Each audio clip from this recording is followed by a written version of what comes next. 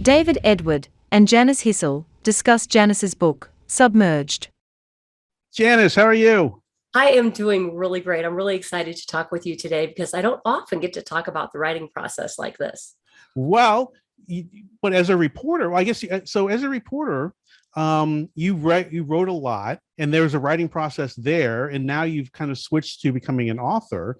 And we were just talking about the genre you're writing in to set it all up. And I said I wouldn't say, well, what is it, murder and mayhem, which I think is an awesome genre, but that's not the right genre. What genre is this book in?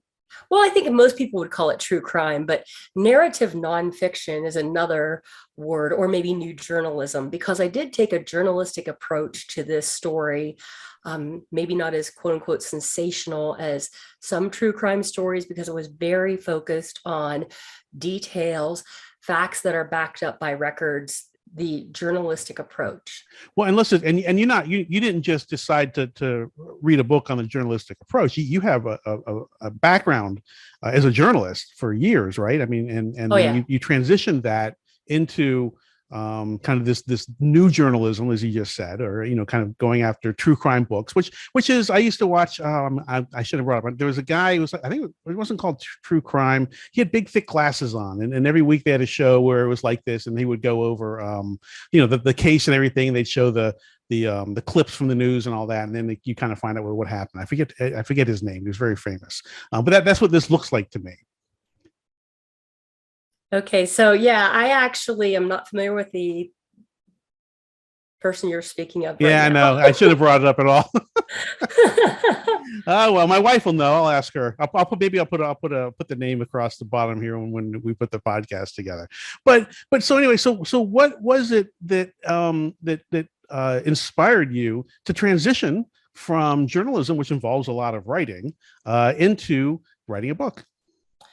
Well, the more journalism evolved because of the internet, the more frustrated I became, because I was always very filled with curiosity about the nitty-gritty details of everything.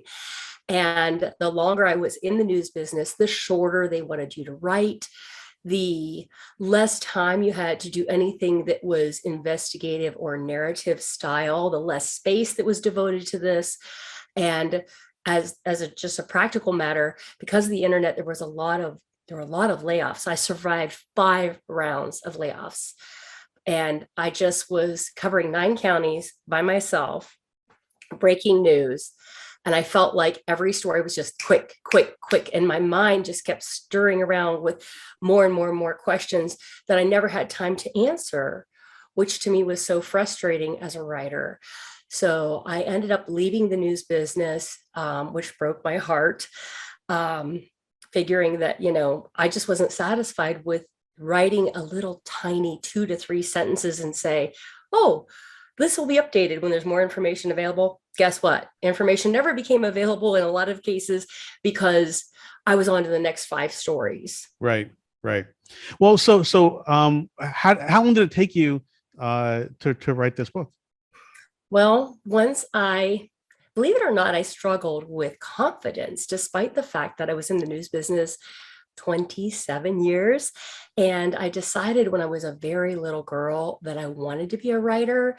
I still felt like, wow, writing a news article is one thing. Writing a book is quite another.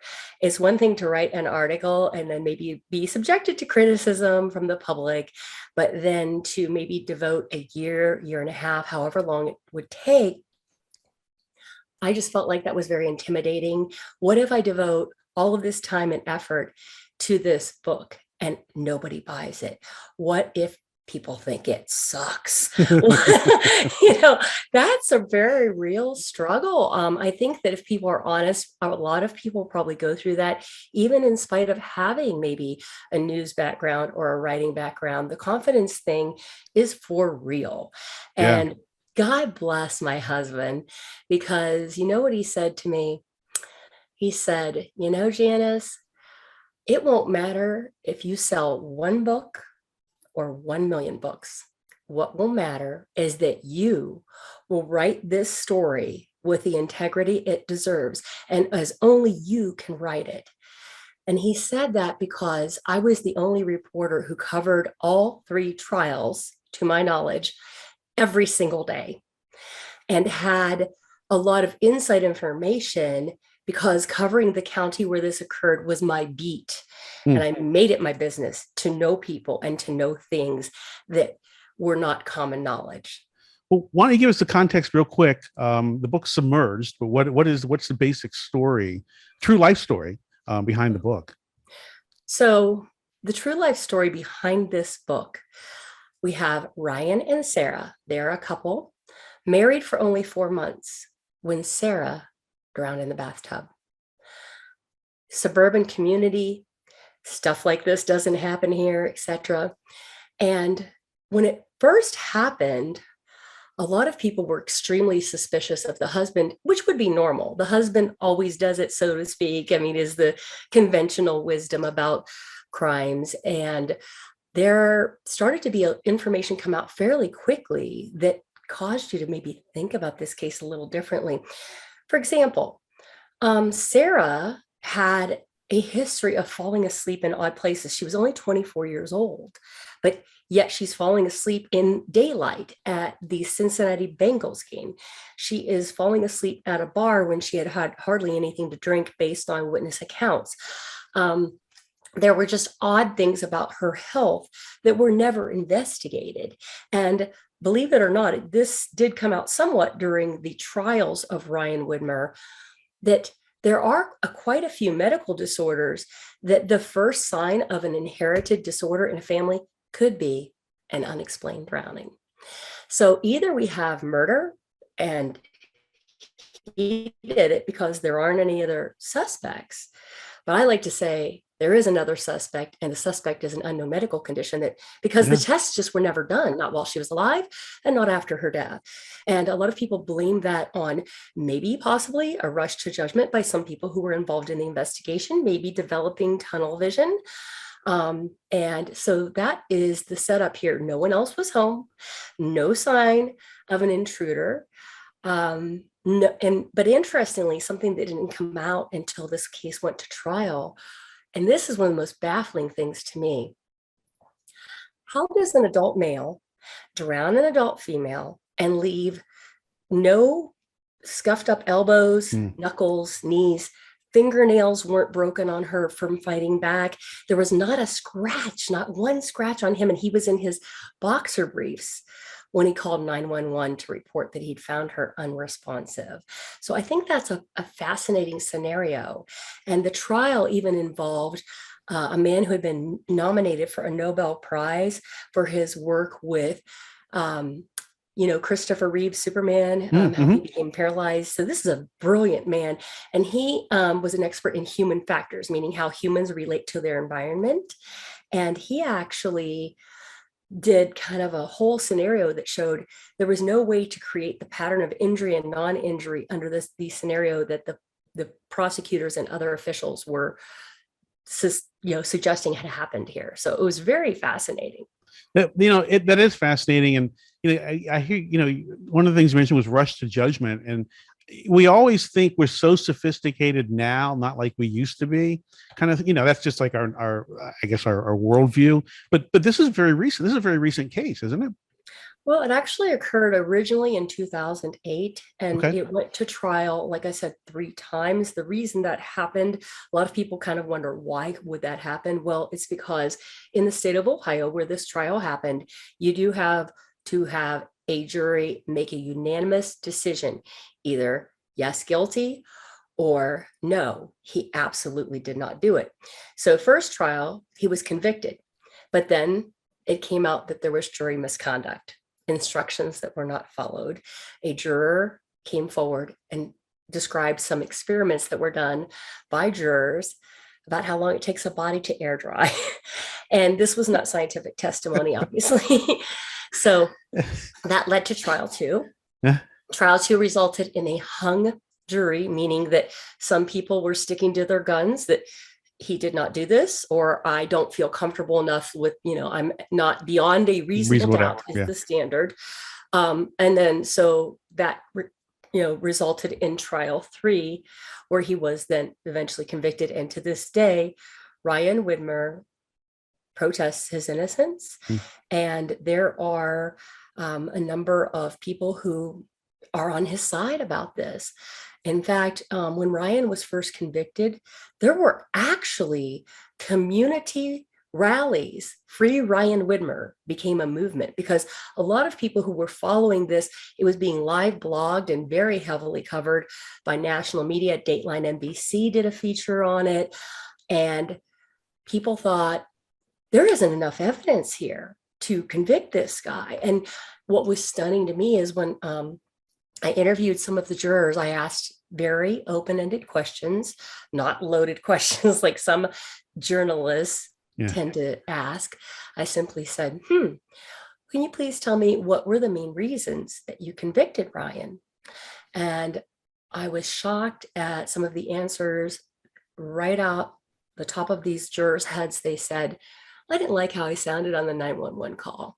And I thought, wow, I mean, there was like a ton of medical evidence, and the dueling medical evidence was over here. The only injuries Sarah, really had on her body were on her head and neck areas. Were those areas caused by the paramedics inadvertently during the process of trying to save her life, or were they caused by murder most foul, him putting his hands on her? And there was a lot of testimony about the fact that when a person drowns, unfortunately, any injuries on the body are exaggerated because the water mixes with the blood and causes, for example, when you give blood and they take it from the antecubital fossa, which is right here, she had a 4-inch bruise from them trying to put a small, tiny needle in there during the efforts to revive her. And so these marks on her neck, were they caused by the IV they put here and then seepage possibly, just like it was here in that antecubital fossa, or was it from being manhandled in essence? So, yeah. Well, and how did you know when you were covering this case? When did you know that, you know what, there's a book I want to write here? I kind of thought about it for a while, but my lack of confidence, maybe fear of failure, kind of held me back. And also just the time constraints. I was then working as a full-time journalist and working crazy hours, and also teaching fitness class on the side, which I've done for many years and still do to this day. And I just was like, where am I going to get the time to do a book? Oh, by the way, you did ask me how long it took to write, and it was 18 months.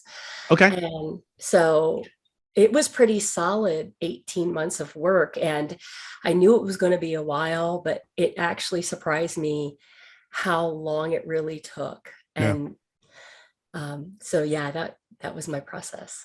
That's interesting. And it looks like, I'm looking at Amazon, I mean, it looks like it's doing pretty well. Yeah, it still is. And that's one of the things that kind of surprised me about the book is just recently on my website, I had an order from a guy from New Zealand. What?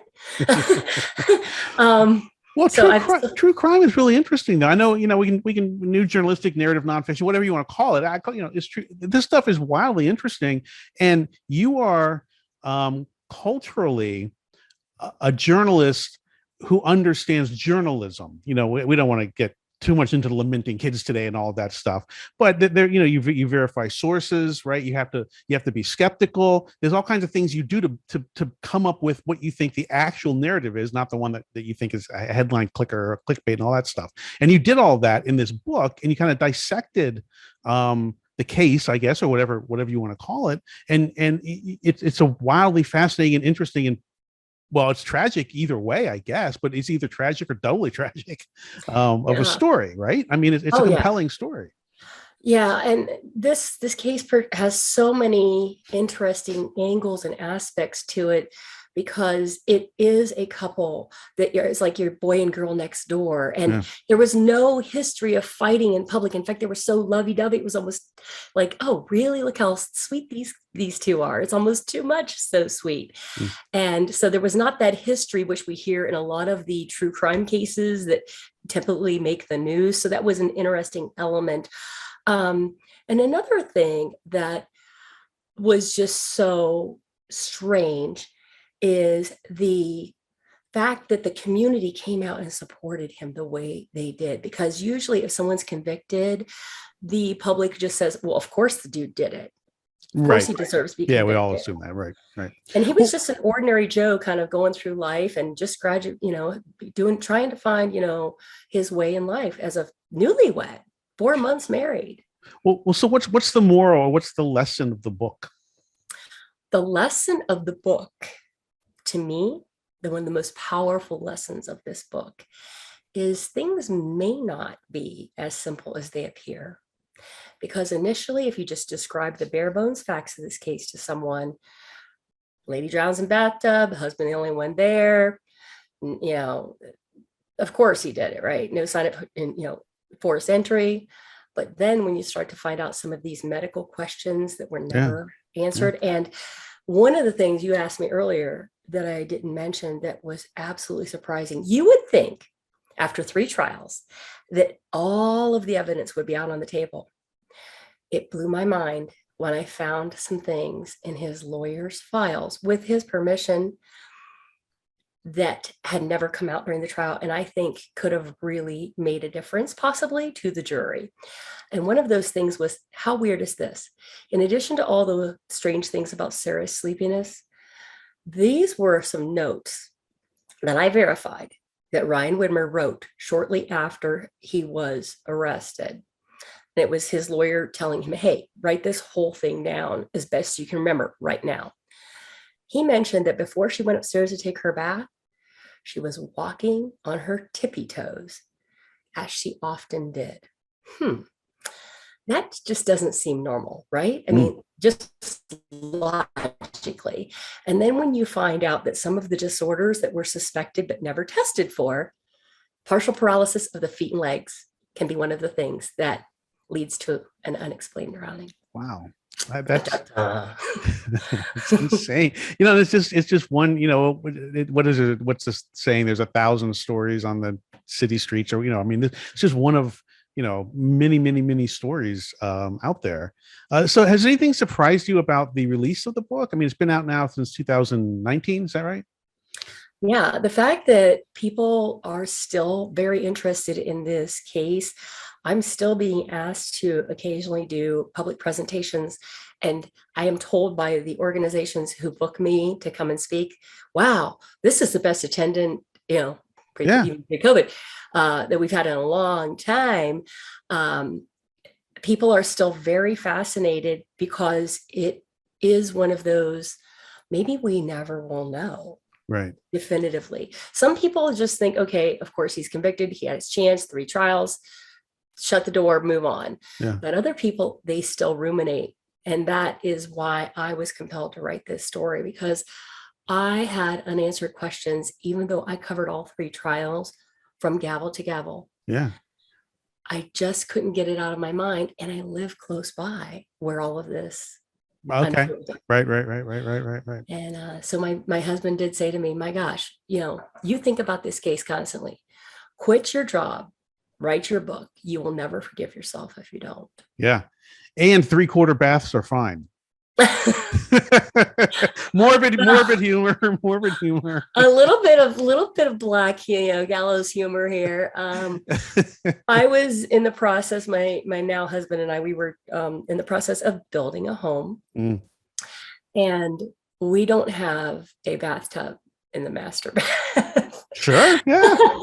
So, I mean, that's a little bit of gallows humor there, but in a very serious way, this case has just gotten into my heart and soul. Yeah. Even though I had not met Sarah ever and did not know Ryan from anyone, from Adam, as people say, I feel like I kind of know these people, and I visited Sarah's grave because I just felt the need to do that. And I would sit there and just pray for answers and pray for her to be resting in peace in spite of everything.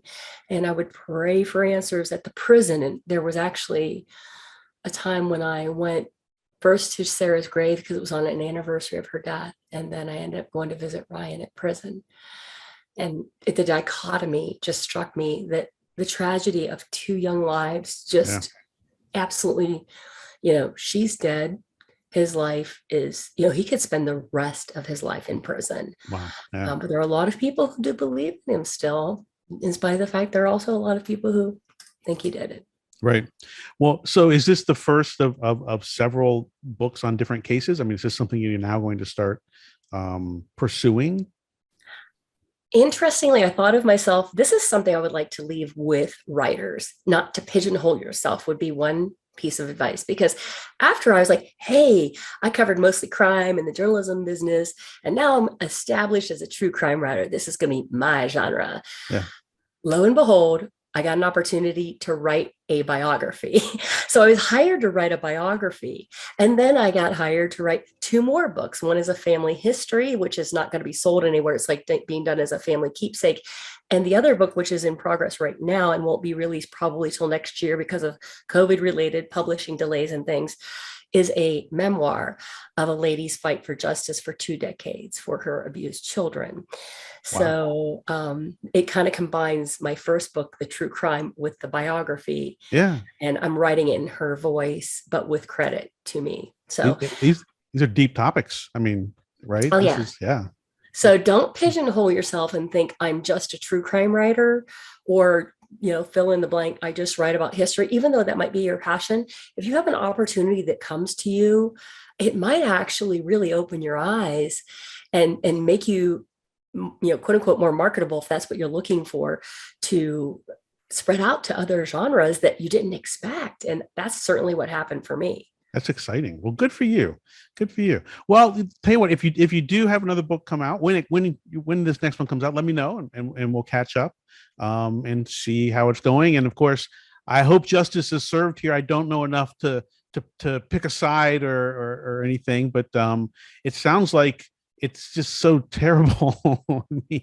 One person is dead, and we either have someone who lost his wife and is in prison, which is terrible, or he killed her, which is terrible. So it's just a tough story. For sure. Hopefully whatever is supposed to happen happens, and it all works out, whatever that means in this particular case. Yeah, believe me, I'm on board with that. All right, Janice, thank you very much. I'll talk to you later. Thank you. I appreciate it. Bye. Thank you for watching. Please consider hitting the subscribe button